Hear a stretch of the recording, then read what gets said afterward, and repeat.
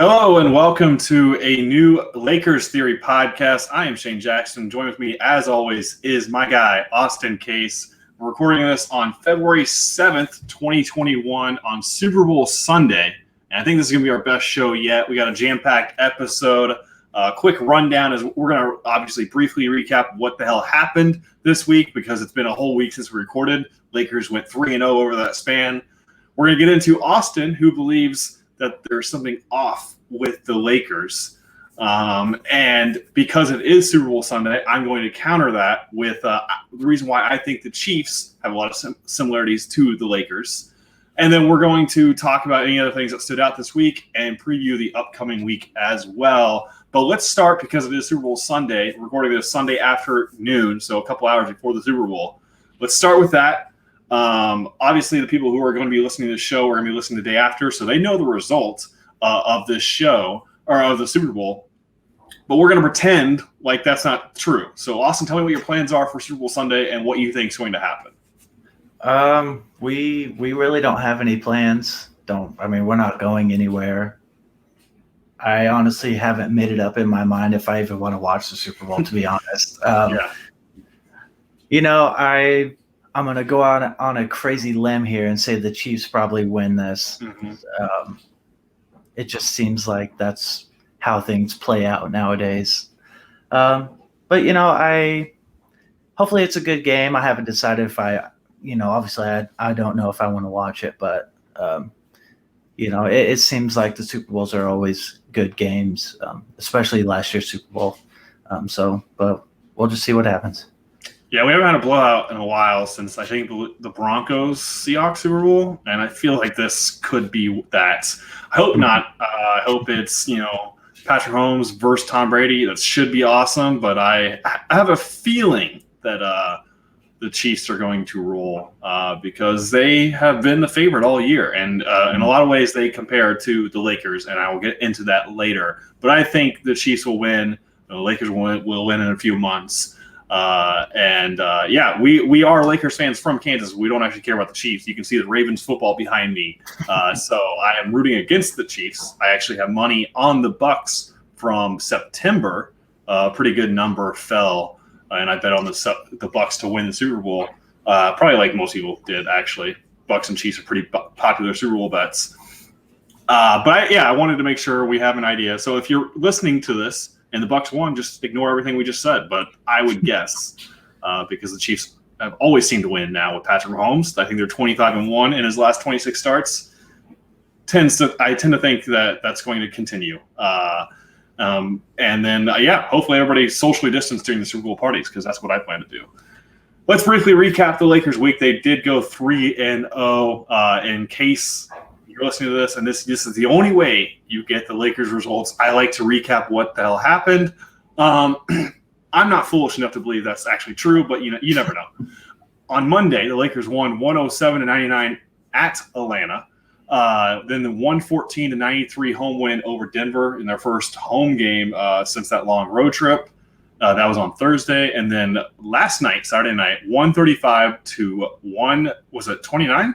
Double overtime win over Detroit. I mistyped that on Saturday. And so now the Lakers are now 18-6 on the year, and they're the number 2 seed in the Western Conference. And that is not enough for Austin Case. Let's dive into it. That's our first segment. Austin texted me right after the Denver Nuggets win, by the way. I think it was their best win of the week. And he said that I know they turned it on in the second half, but I still think there's something off with the Lakers. So let's dive fully into that, Austin. That's what the bulk of this show is going to be about. Tell me why you think there's something off with the Lakers.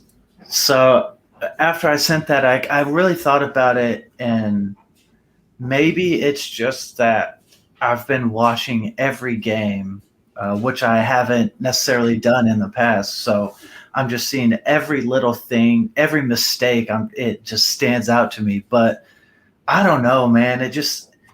Sometimes it feels like there's just something missing over the course of the game. And it seems like every game they play, it's just like there's, over the course of it, just, I don't know. It's just like there's something off and there's something missing with the way they're playing. And that's when they have the 12-point leads, 17-point leads, and then next thing you know, they're down by 6 or 7, and you're just like, what the heck happened? Like, this is the best defensive team in the league. Like, they shouldn't be giving up 17-point leads to go into a deficit and kind of have to crawl out of that.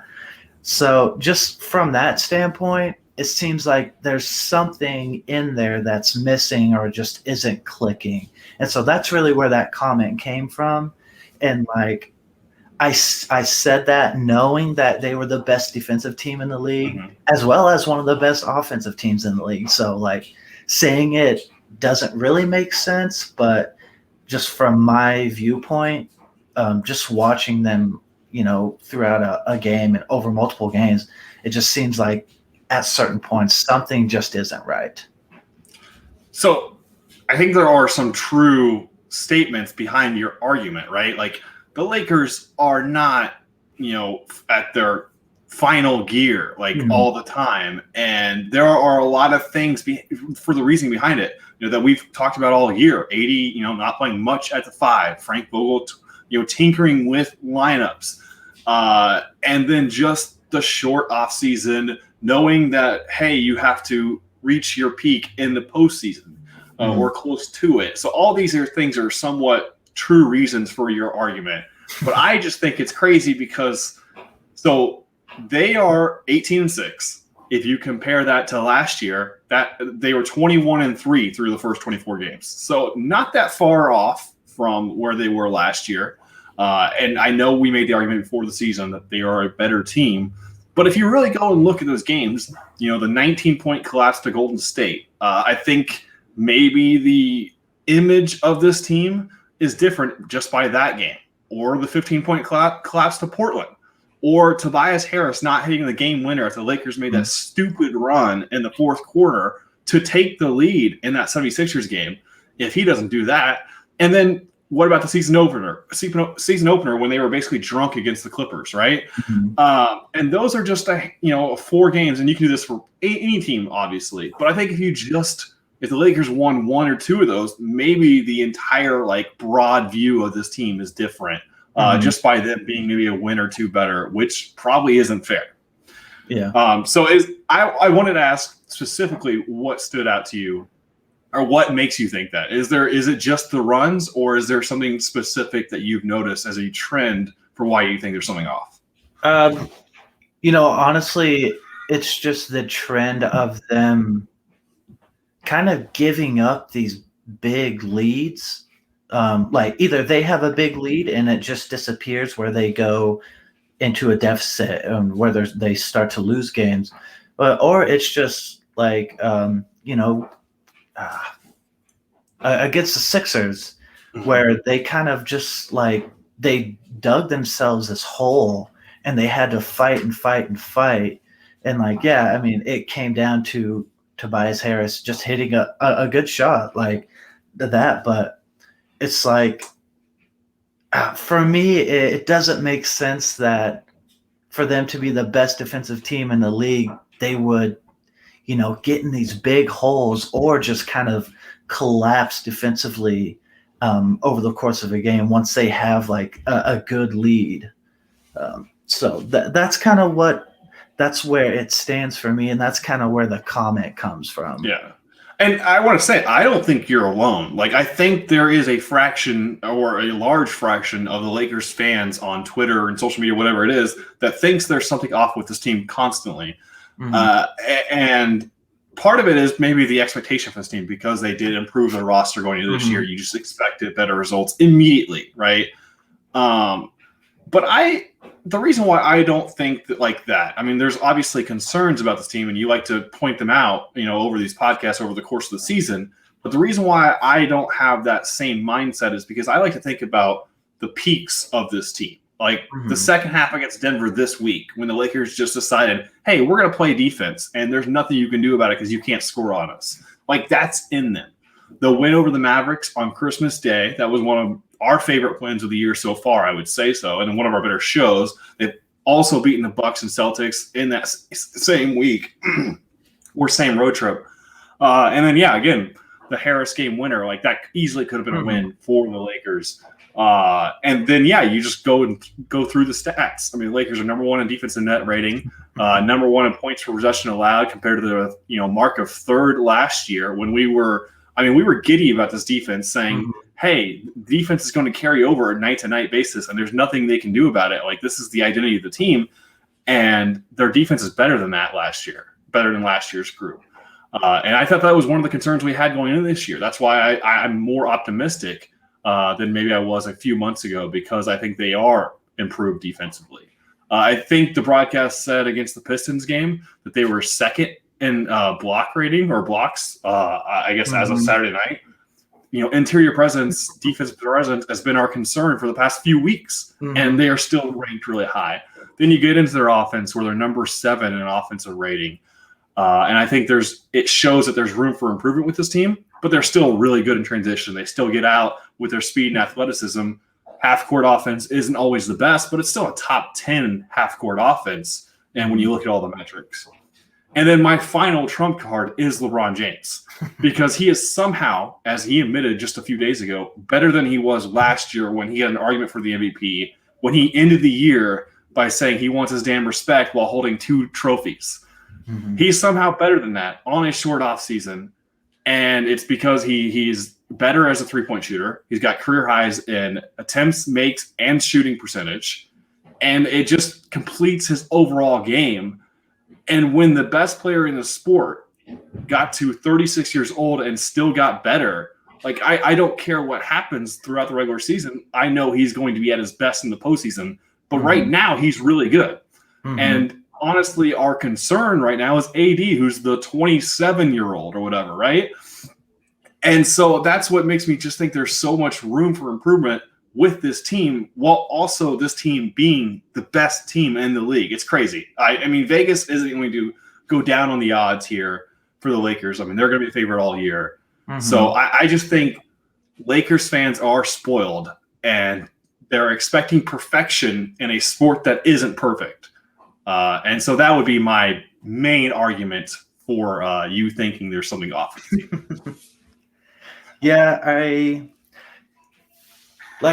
It feels so weird to say that, because they are like dominating in all these metrics and stuff, but like I don't know, maybe it's just the eye test that I'm just like, maybe it seems off, even though all these metrics say different.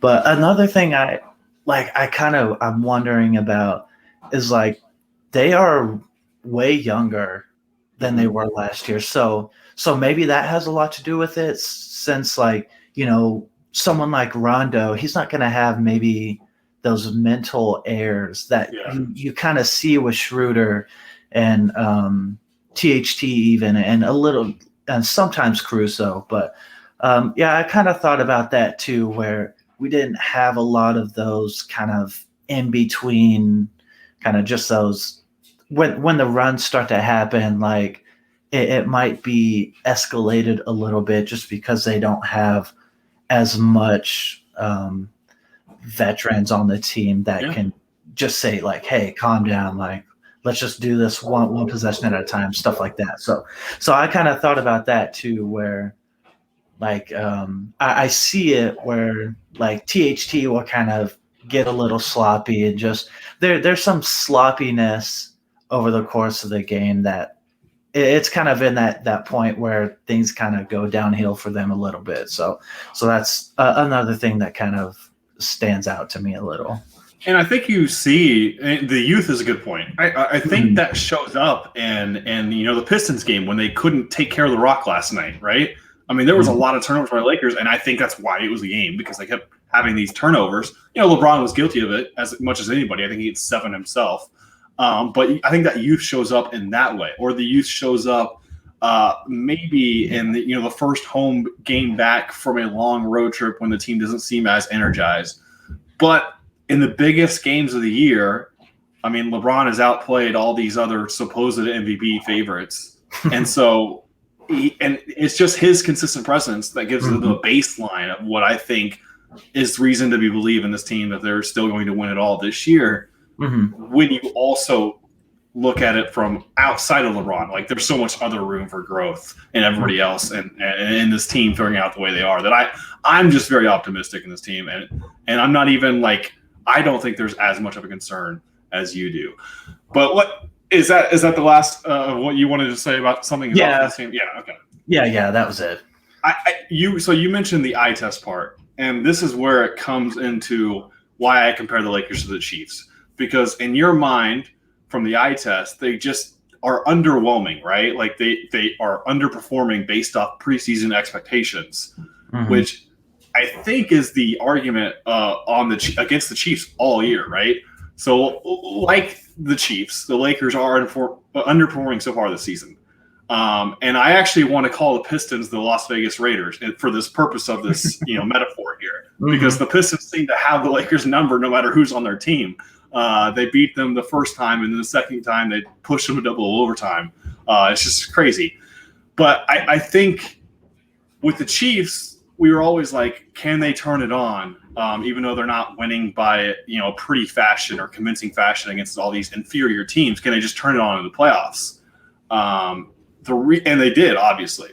But the reason why I always thought they could is because you saw glimpses of like their peak, right? So I go back to, I'm a Ravens fan, week 3 in Baltimore.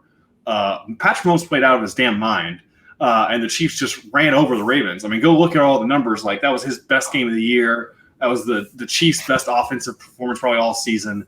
And that's all you needed to see for the Chiefs all year was just that peak right there.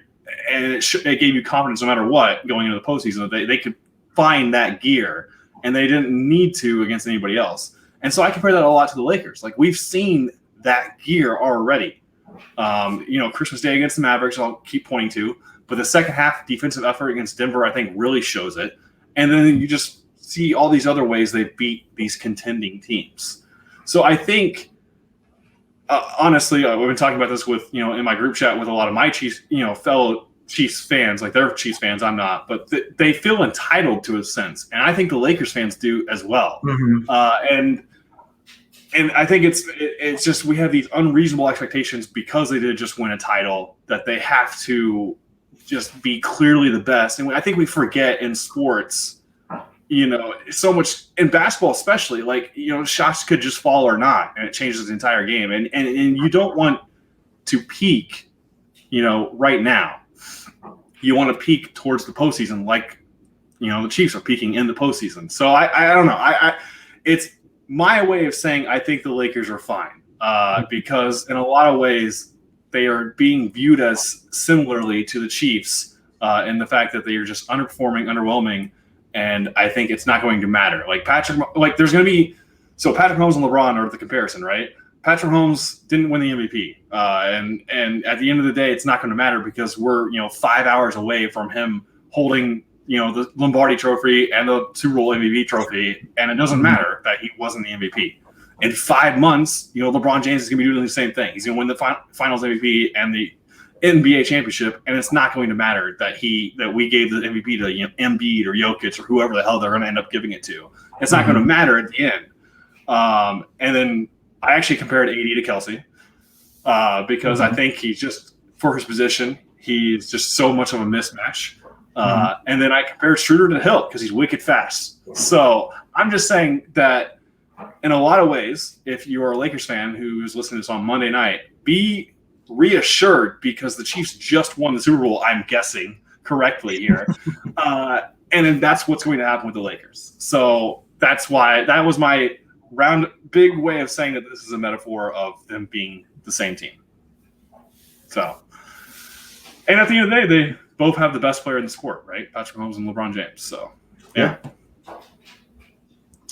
Sorry, I compared them to the Chiefs. I know you don't like the Chiefs for football, but I thought it was an accurate comparison. It is. It's a fair accurate. Yeah. Let's recap the week now. I think we touched on most of what we wanted to with whether there's something off with the Lakers. Basically, the only way of deciding this argument, by the way, is waiting until July. Like you could end up being right if the Lakers don't win the finals. That you'd be like, hey, there was something off the Lakers this whole entire time. But So this will be a few month-long debate. But so the Lakers went 3-0 this week. I just wanted to share some of our takeaways from that stretch, and because we spent most of this podcast talking big picture, so let's look at it from a micro view. What stood out to you about any of these 3 games? I really felt like I know I just watched them and now I'm like blanking on what game it was, but there was a stretch or there was a play. Oh, it was the Hawks actually. Mm-hmm. Caruso was on Trae Young, and he was kind of like doing his quick dribble moves and stuff, and kind of got around him. But Kuz picked him up, and like I don't know. It was a crazy good defensive play, and the Hawks didn't get the basket. I don't remember if they turned it over or not, but they didn't score, but that was just something to me that stood out, and I was just like, there it is, like, here and there they'll just put something together like on the fly, and it's just like it's amazing to see. Also from the Atlanta game, by the way, sorry, I don't want me to cut in, but Alex Caruso got his first dunk of the season in Atlanta, which seems crazy, by the way. But I wanted to point that out. I don't know if you were moving on to the next game, but that was really the only thing that stood out about the Hawks game that we haven't touched on. No, I remember that play. That's kind of one of them that kind of stuck with me. That that was just an awesome play. Like he kind of picks the pocket and then just has a wide open dunk, and that got me off of my couch here and kind of flexing on the TV a little bit. But who was next? The Nuggets. I didn't know who you meant by who. I thought you were talking about player. But no. There was it was Marc Gasol or LeBron. One of them. It may have been LeBron, but like he just had the ball like kind of out in front of him and just like kind of was like facing sideways towards the basket and just like hard bounce pass to somebody cutting, and like I was just like, how does he know that THT was going to be able to get the ball? Because when they kind of showed it from the basket view, like he wasn't open at all. Like it was an amazing play, and just kind of like sums up how amazing LeBron James is. THT catches that in stride, by the way, and is able to make the layup. It was a very impressive pass. I did want to take this moment to mention THT because one of the things I put down here was that James Harden like gather step that he did. I think it was early in the fourth quarter, right? Mm-hmm. And so he did like a small gather step and then split the 2 defenders and then went 2 steps down the lane and finished at the rim, right? And it was just like, first of all, it shows just like he is already so good at those moves, even though he's not fully sure what he's doing yet, right? Like he's still so young, he's still figuring out the game.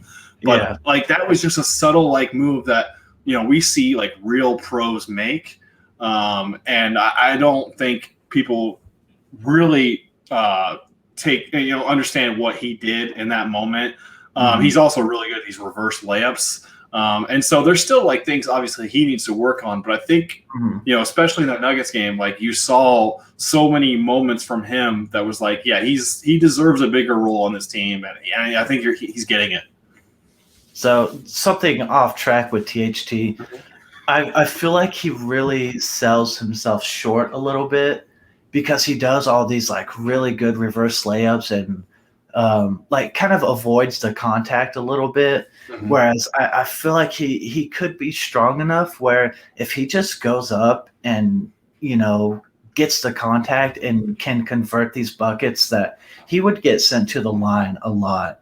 Yeah. And I feel like he avoids the contact, but he still gets these baskets and stuff, which is nice. Like we'll take them, but I think it could be really beneficial for the team if he can start like absorbing the contact and is able to draw the foul, but also convert the and one and get to the line and stuff like that. So that's a good point. I hadn't thought about it. Just something that I kind of just noticed over this past couple games.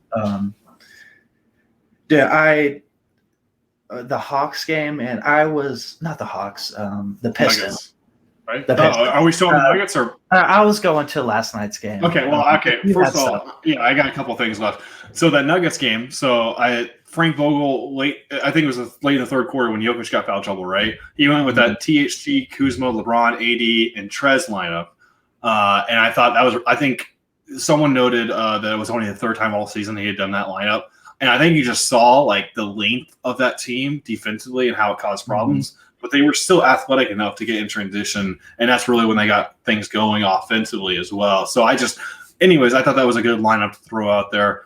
Obviously, it was only doable because Jokic was on the bench, but it was a lineup I enjoyed. In regards to Jokic, he scored 13 points on 37.5% shooting in that game. Lakers obviously did a great job defensively on him, comparatively what he's done everywhere else, basically. So that was worth mentioning because I know that he's obviously a concerning matchup in the postseason for the Lakers. Mm-hmm. And then lastly, Dennis Schroeder's little double dive late in the second quarter was like the best play of the week, probably. And Frank Vogel even helped him up off the floor. I thought that was awesome. Once again, showing just his competitive spirit as a player. Anyways, go back into Detroit now, the last game.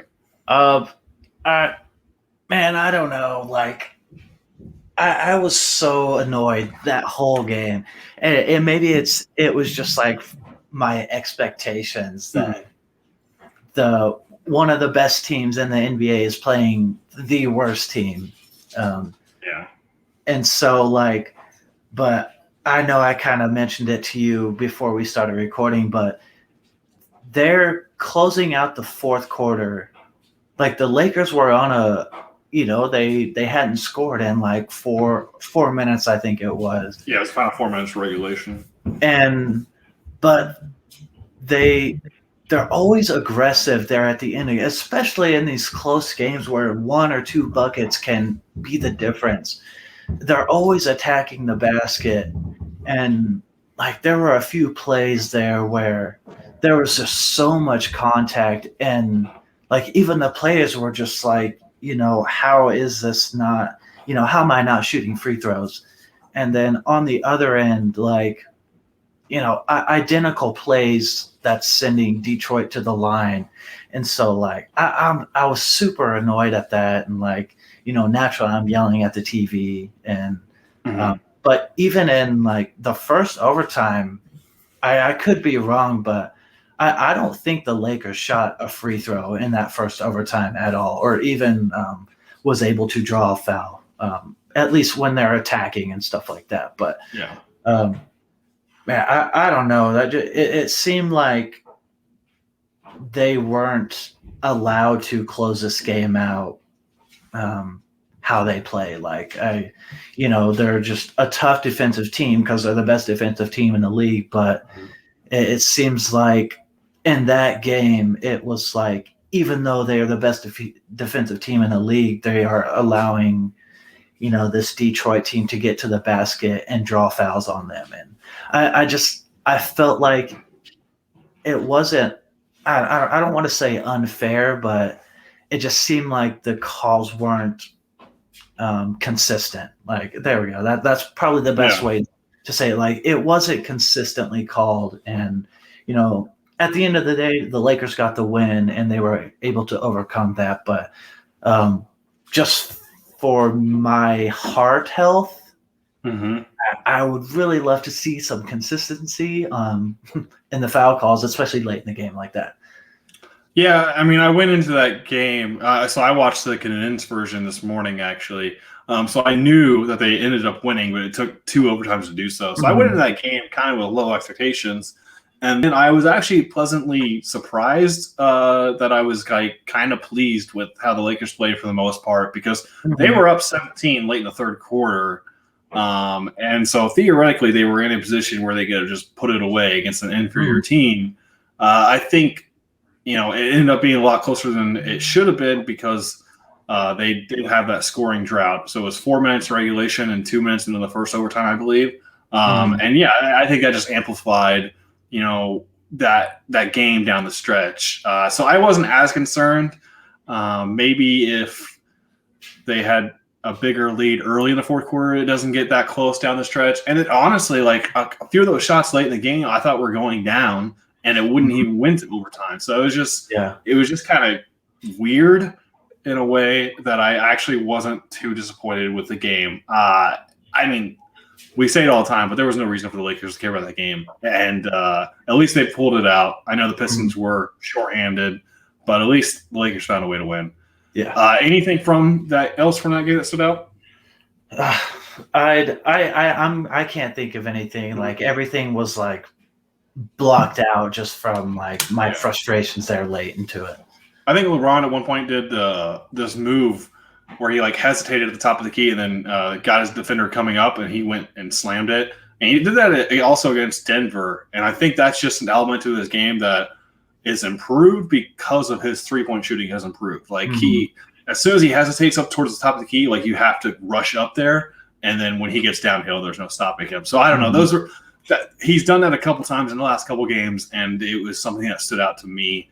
And then, the THT slam at the end of the third quarter against Detroit, that was a wicked LeBron pass again. That was pretty good. And I thought it was worth mentioning. I think that we got into all the takeaways from the week. We didn't really mention courtside Karen, but who cares? I can't believe that was I forgot about that. But yeah, so that's all from this week.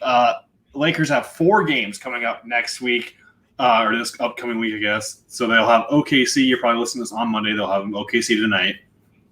OKC on Wednesday again. Then they will host Memphis on Friday and then travel to Denver on Sunday.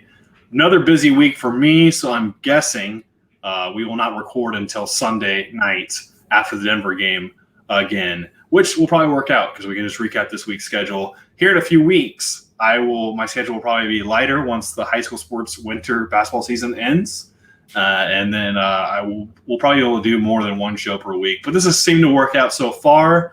And so I think that's what we're going to keep doing unless something major happens. But I just wanted to make sure that everybody listening to the show knows that we're going to record at the very least on Sunday after the Denver game and recap this week's games. Austin, anything you're looking forward to in general for this upcoming week before we head out of here? Not a whole lot. I feel like they got a pretty friendly schedule outside of the Denver game. Yeah. I hope they can put like just complete games against OKC and even Memphis where they can try to eliminate, them going cold and, to close the game out or them just not slipping up and blowing a double-digit lead to kind of have to really fight just to get a win against a lesser team there. So I would really love to see them kind of do away with that stuff so it's not happening anymore. But, maybe that's something we just have to wait until the playoffs get here to finally see. So, but that's kind of really what I would love to see over this next 4 games. Yeah, I think it's reasonable to have, start to get more expectations as the season goes along. And maybe you won't think something's off the Lakers here in a few weeks. You let us know in the comments or wherever if you think something is off with the Lakers. Again, it's a debate that won't be decided until July, but we'll see who made their best case from this show. That's going to do it for this edition of the Lakers Theory podcast. Thank you so much for listening. We'll be back at it at least next Sunday after the Denver game. He's Austin Case. I'm Shane Jackson. Thank you so much, and see you next time, Lakers fans.